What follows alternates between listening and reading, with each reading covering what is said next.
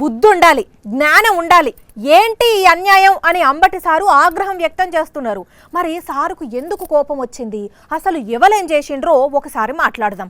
Ambati sir నమస్తే. ముగుడిని కొట్టి మొగసాలు ఎక్కిందంట. ఇప్పుడు ఈ సామెత ఎందుకు గుర్తొచ్చింది సార్? ఆ సామెతకి ఉన్న లోకేష్ పని. అట్లెట్లా అంబటి సార్? మీ పోలీసులు మీ చేతిలో ఉన్నారని, ప్రభుత్వం మీ చేతిలో ఉందని లోకేష్ ఆర్గనైజ్ చేసి చెప్పులు వేసే కార్యక్రమం. అంటే పొదిలిల చెప్పులు ఇసిరేసిన బ్యాచ్ అంతా లోకేష్ దేనా? నారా లోకేషే వారి చేత చెప్పులు వేయించాడు.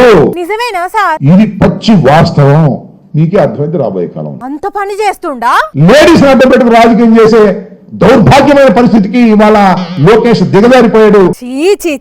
ఇవాళ ఇన్ని వేల మంది లక్షల మంది జనం వచ్చారు జగన్మోహన్ రెడ్డి గారు పొదిలి వెళ్తుంటే, కానీ వీధిలో వచ్చారు. అంత మందిని చూసేసరికి భయపడిపోతున్నారేమో, అందుకే ఇట్లా చేస్తుండొచ్చు అనుకుంటుండ్రా సార్? బుద్ధి జ్ఞానం ఉండాలని మనం చేస్తున్నా. ఏంటి అన్యాయం, ఏంటి అక్రమం? జగన్మోహన్ రెడ్డి గారు ఎక్కడికి వెళ్ళకూడదా? అధికారం ఉన్నదనుకుంటుండ్రేమో సార్. మీరే శాస్త్రం ఉంటారా లోకేష్?